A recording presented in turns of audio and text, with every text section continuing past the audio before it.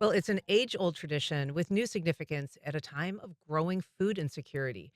Here to talk about the work of gleaning is Linda Desauter and David Hollingshead. They're both volunteer field supervisors with the Society of St. Andrew. Welcome. Good morning. Thank you so much for this opportunity.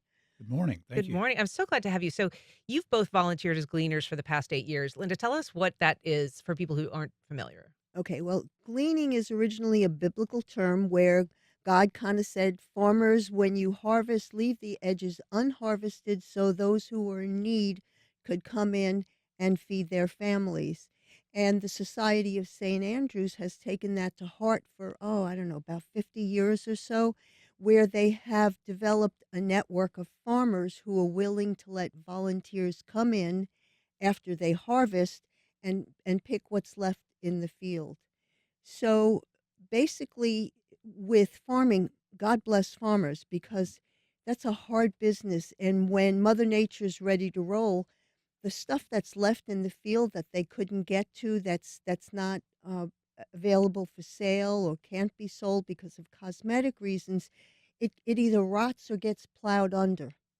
So the Society of St. Andrews has gotten together farmers across the United States and volunteers, and we just get together and get it done. Yeah. And David, how did you get involved in doing this, you and Linda? Well, the way we got involved is originally we both worked for big banks here in Charlotte. I'm sorry, not, based out of Charlotte that were located here in Jacksonville. And they had volunteer groups and they would do various things. And one of the things they did was going and picking people's citrus here around town. And then they would donate that to food banks. And so that kind of piqued my interest in it. And that we And should say is when people permit that, right? They say, exactly "You're right, free to right. come pick this Right, citrus." please come, I'm not gonna use it, please come pick it because I hate to see it fall on the ground and go to waste, Mhm. and so they would let us come and do that. Well, the Society for St. Andrews does that on a much more broad scale, and primarily they work with commercial farmers. So when we talk about commercial farmers, we talk about the farms that supply the grocery stores and the Publix and the various other grocers that are around the country. And And so s when you're going into these fields, I mean, I know that there's huge swaths of, say, southern St. Johns County, southwest Mhm, St. Johns County that is still very mhm. agricultural. Are you going in there with equipment, or are you just kind of going in there as pedestrians, gathering food in a The in a pouch? the equipment are our 2 hands, and occasionally, depending on what the produce is that we're harvesting, you may need to have a sharp knife that will cut it. But most of the time, it's just pick it with your bare hands from the stalk. It sounds like pretty intense labor. And so, how often Ah, do you do it, and how? well, okay, intense Mhm. labor. It's much harder than using the remote control and sitting on the couch, but we usually just do it for 2.5, maybe 3 hours tops. We typically go in the morning.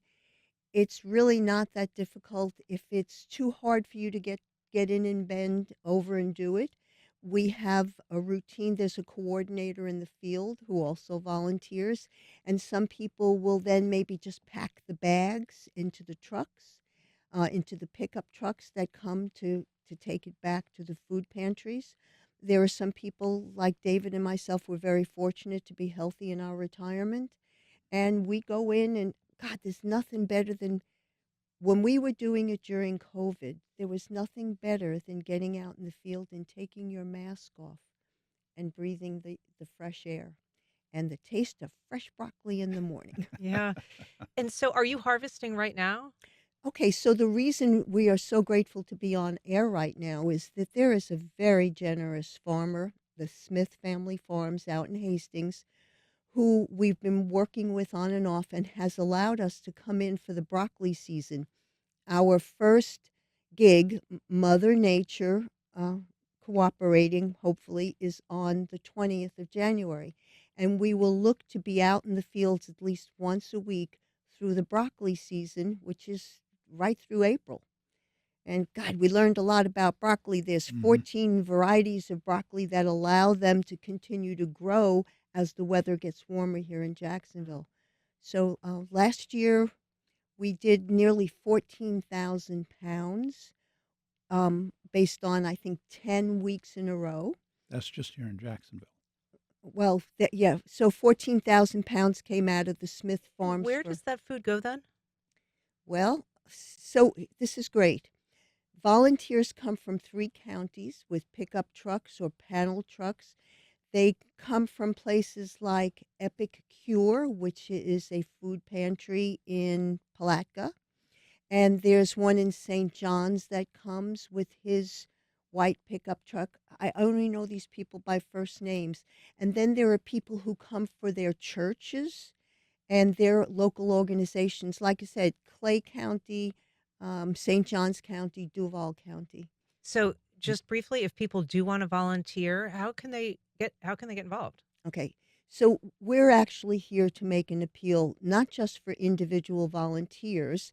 And if you're available on Monday the 20th, or you have the flexibility, we have a website. Society St. Andrew's website is endhunger.org.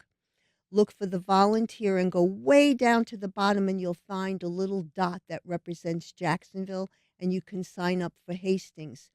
The other appeal we're making is to churches and other organizations who have food pantries and can send out a crew and a vehicle and come fill it up. All right. Well, thank you so much for being here. We'll have to leave it there.